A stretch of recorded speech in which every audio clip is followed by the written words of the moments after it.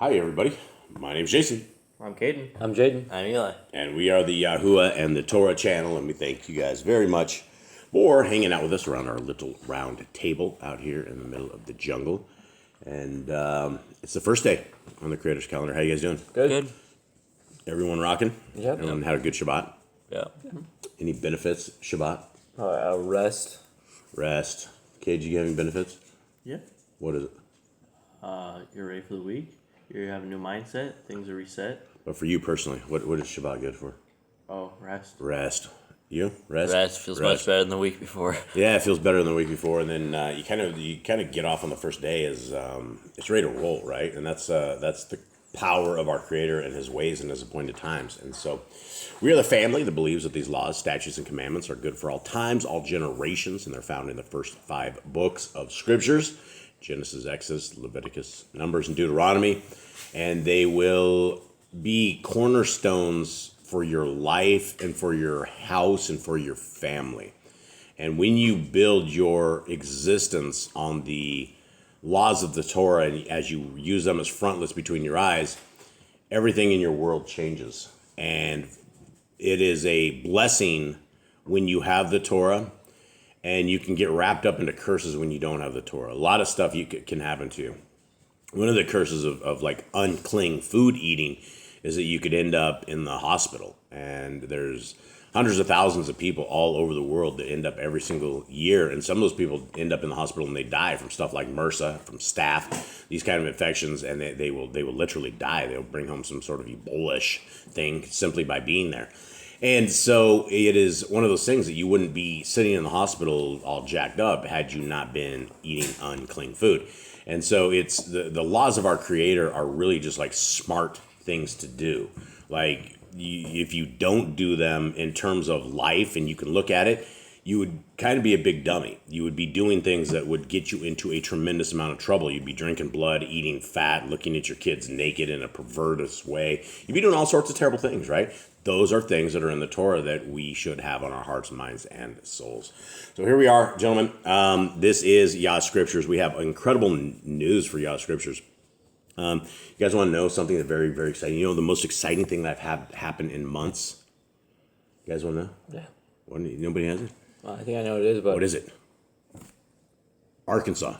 Oh, okay. It's my Arkansas dudes. I've been on Texas death row for so long that with these guys, and I have it down to a manageable situation. And then I went out and I found, I think, 25 dudes in Arkansas that have been on death row. I got the entire gambit. There's nobody left.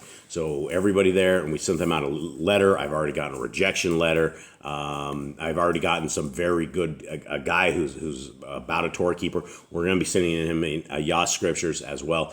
And so that's very, very exciting where we're able to get into people's lives and be able to be a part of their life in such a way, in such a fashion.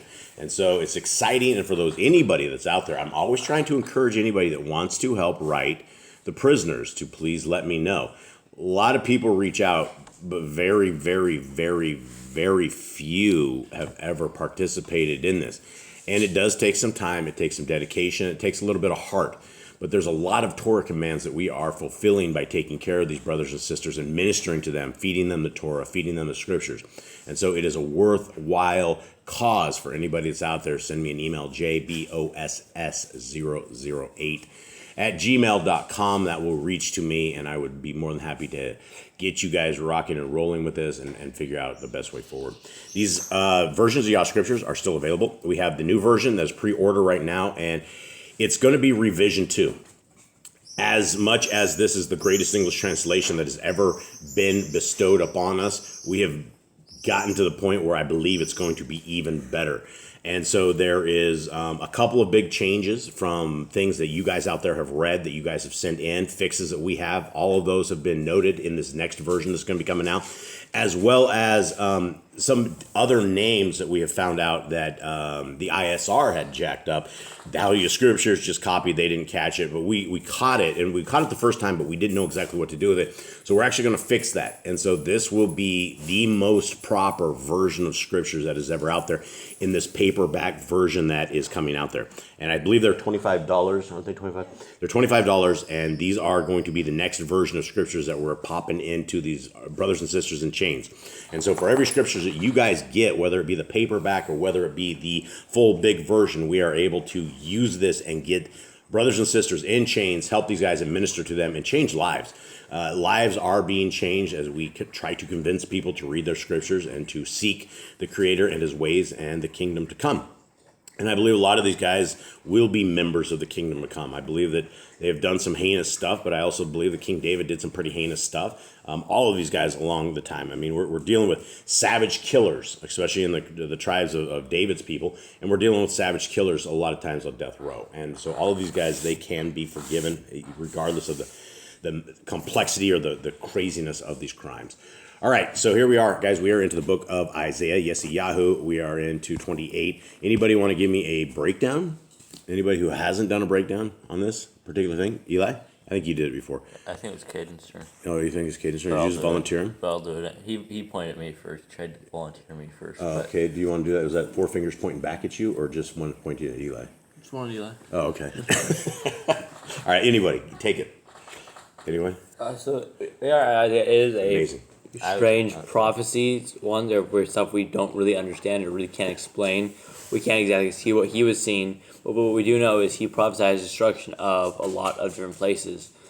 Egypt, Israel itself, Moab, all the places around them. Some of the places he says they'll come back to obeying and following the commands like Israel will, and they'll be part of Yahuwah's chosen countries.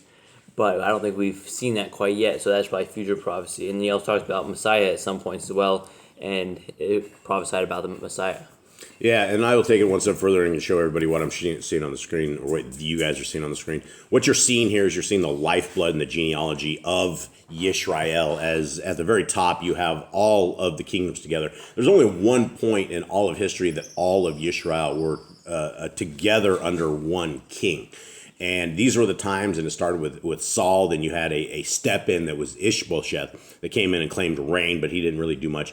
I don't think he claimed reign over, I don't know how long it actually was. It wasn't very long. And then you had King David. King David was according to the scriptures, he was a man after Yah's heart. Obviously, he did some very foul things, but it was clean enough that he was acceptable to be part of the lineage of our Messiah. That is that. He also, he was a terrible father. You could get that inside of scriptures by the horrible things that he did not do and the things that he did do. And some of the things he didn't do was like stop his kids from riding on each other and doing terrible things. And there's like, I don't know, there was like some sort of incest inside the family, wasn't it? Like brother and sister or something of the sort. I can't remember. He heard about it, did nothing. Yeah, he heard about it, did nothing. And so, he gets father of the never year. And so going on, he had his little warlock son, Solomon. Solomon was the most... They claimed he was the wisest dude of all the world and blah, blah, blah, but he was a big dummy, right? He decided that he was going to stop serving the laws, statutes, and commandments of our Creator. He went after many, many wives. He went after many, many occult practices, idols, horses, stables and stuff. This dude was conjuring and bringing forth demons, having demons work in the temples. Until he lost all of that when he sacrificed to other gods. In fact, according to another book out of the Apocrypha, he was sacrificing a couple of locusts in his hand, live locusts, to Baal or one of the demigods, and that was the end. And then all the jinn, the demons and things that he had trapped that came against him, started beating him up, and he looked like an idiot towards the end of it. And at the end, he ended up basically losing his kingdoms. It was split, 10 tribes on one side, which is Yisrael, 2 tribes, which is Judah. And all throughout this lineage where you see all these kings, these guys were horrible kings. Majority of the kings were terrible. Some of them were okay, and some of the reasons they're still there. And we are in the days and life of Isaiah, and it's 28. Anyone else have anything else? Or is that an amazing recap? That's a pretty good recap. All right, thank you very much. Appreciate that. Just kidding. Okay, here we are. Isaiah 28. Woe to the proud crown of the drunkards of Ephraim, and to the fading flower of its splendid comeliness that is on the head of the fertile valley, to those who are overcome with wine. Okay, so obviously we're talking about people inside of Ephraim who were drinking a little too much. See, Yahuwah has one who is mighty and strong, like a downpour of hail and a destroying storm, like a flood of mighty waters overflowing, who casts down to the earth with the hand. The proud crown of the drunkards of Ephraim is trampled under a foot. And who's Ephraim? Who would be considered Ephraim? So he basically northern Israel. Yeah, one of the tribes. And so you have Ephraim and Manasseh, which were basically the half tribes of Yosef. And so these guys all got basically grafted in. And so we're talking about a set of people. 4, and the fading flower of its splendid... Oh, I think I already did 4, right? No. Nope. And the fading flower of its splendid comeliness that is on the head of the fertile valley, like the first fruit before the summer, which when one sees it, he eats it up while it is still in his hand. In that day, Yahuwah of hosts is for a crown of splendor and a headdress of comeliness to the remnant of his people, and a spirit of right ruling to him who sits in right ruling, and strength to those who turn back the battle at the gate. It's interesting that spirit isn't Ruach. You want to, Eli? What's the reasoning for that? I actually sure. What They were verse was it? 28:6. It must be not be like It's the evil spirit. it's the evil spirit. Yeah, even the spirit Because too. the So. right ruling is also lowercase, so it's not talking about Yah's spirit of right ruling. Yeah. So sometimes they're Ruach and sometimes they're spirit, and you got to like figure out why and how that is. Glad that's not my job. 7. And these two have gone astray through wine and through strong drink, wandered about. Kohanan and Navi have gone astray through strong drink. They are swallowed up by wine. They wander about through strong drink. They go astray in vision. They stumble in right ruling. Why are they stumbling? Right ruling? Obviously, they're drunk. They're all drunks. For all tables shall be covered with vomit. No place without filth. Very drunk. Yeah, so these guys aren't just like drunk. These guys are like serious alcoholics. It's trash. These guys are popping the bottles of gin for real. But but it sounds like somebody has gone astray. They brought out the good liquor, and now they're all hooked. 9. Whom would he teach knowledge, and whom would he make to understand the message? Those weaned from milk, those taken from the breast? For it is command upon command, command upon command, line upon line, here a little, there a little. For with a jabbering lip and a foreign tongue he speaks to his people, to whom he said, this is the rest, give rest to the weary, and this is refreshing. But they would not hear. But the word of Yahuwah was to them command upon command, command upon command, line upon line upon line, here a little, there a little, so that they go and shall stumble backward and be broken and snared and taken captive. Sound like the Christians. Yeah. It's anyone want to take a stab at some of this stuff right here? Here a little, Well, there a obviously little. it says Command upon command, line upon line. I think the first one talks about like a Shabbat, right? He said, "This is the rest. This is the rest people should take. It's refreshing."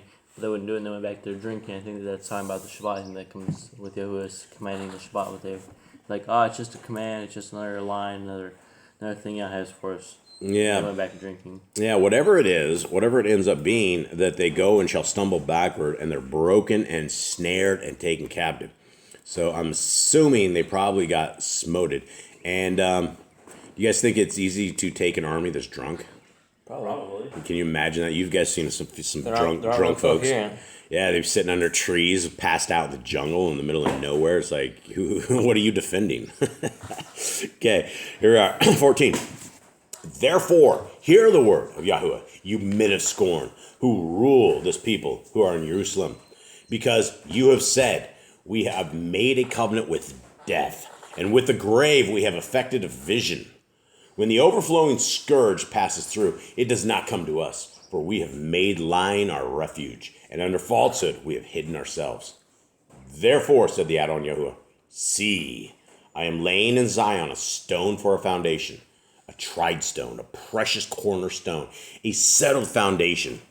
He who trusts shall not hasten away. Thoughts? Anyway, what we got going on here? So this dude, I don't know why he's laying a foundation. Oh, this is Yehoshua, isn't it?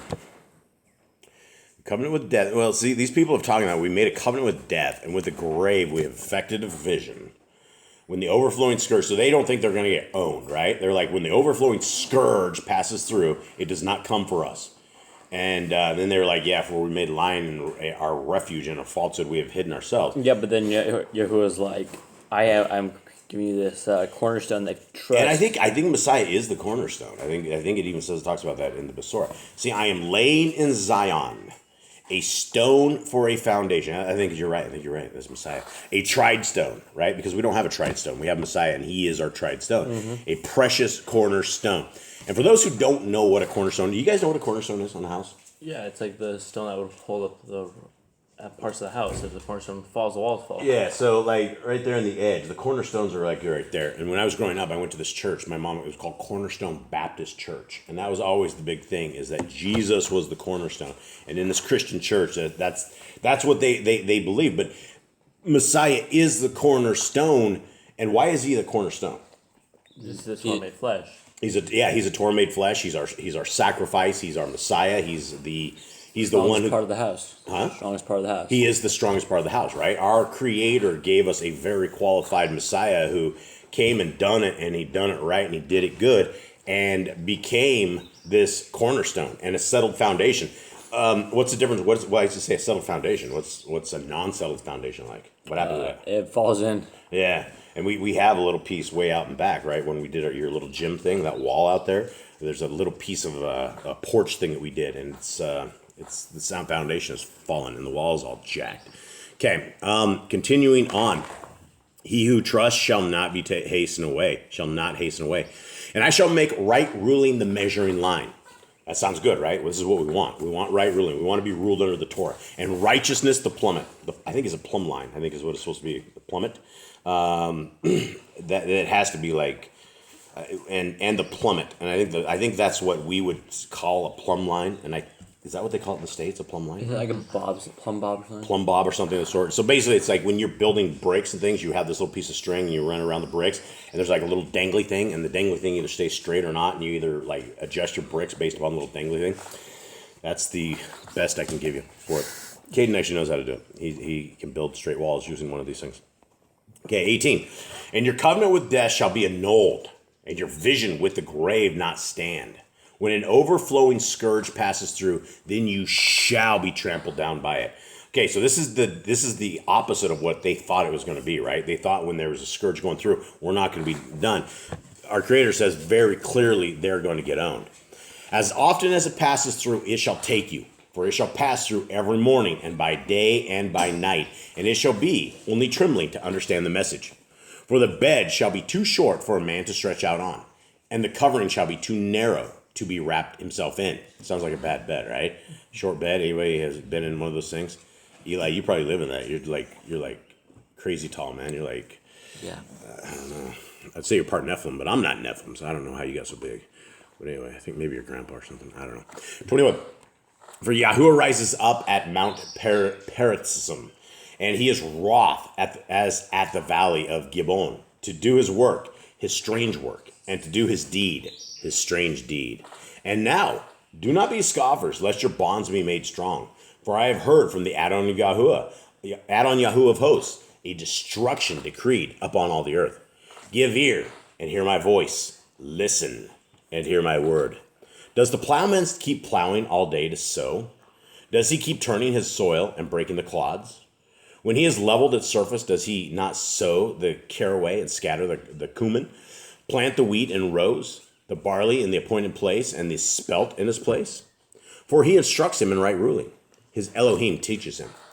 For caraway is not threshed with a threshing sledge, nor is a wagon wheel rolled over cumin. But caraway is beaten out with a stick, and cumin with a rod. All right, anybody have any idea what caraway is? I have no idea what caraway is. It's supposed to be some sort of beaten out with a stick. That would be some sort of like wheat or some kind of barley, would be my guess. That's how you would get those things. Cumin, you use that stuff for cooking, don't you? Sure. Caraway is a spice that comes from the dried seeds of a caraway plant. So dried seeds of caraway plant. So you probably have to bash those things out and then break the seeds open and then take it. This is my guess. Okay, 28. Grain is crushed, so one does not go on threshing it forever, nor break it with his wagon wheel, nor crush it with his horsemen. Even this has come from Yahuwah of hosts, who did wonders in counsel, who made wisdom great. Okay, so what do we have here, guys? What's the final line on this particular thing? Eli? I mean, yeah, it said Yahuwah's wisdom is great, his counsel is great. What comes from Yahuwah? How did these guys get into trouble? By being By drunk, disobeying. by disobeying, by taking his commands, scoffing at his commands, and saying another command upon command, a line upon line. They went back to their drunken ways. Right. And so they basically were breaking the Torah of our Creator. And so this is the message, I think, to everybody out there, to all of us, is that we don't want to end up like these guys. We don't want to be under the hand of oppression of our Creator in a violent way. We don't want to tempt Yahuwah. And it's just not something we should do. And so when we find this Torah path and when we write these laws, statutes, and commandments on our heart, mind, and soul, we refuse to cross that line. We refuse to do what is unkodesh in the eyes of our Creator, because we know we're going to make him unhappy. And our job is to make him happy, because he's given us life. He's given us literally liberty. He's given us everything that is possible that we need in this world. And it's a great design. And we owe him all of our obedience, all of our dedication and loyalty. So with that, everybody, I hope you guys have a wonderful day. I hope you have a wonderful week until we meet again. Much love to y'all. All right, shalom. Shalom.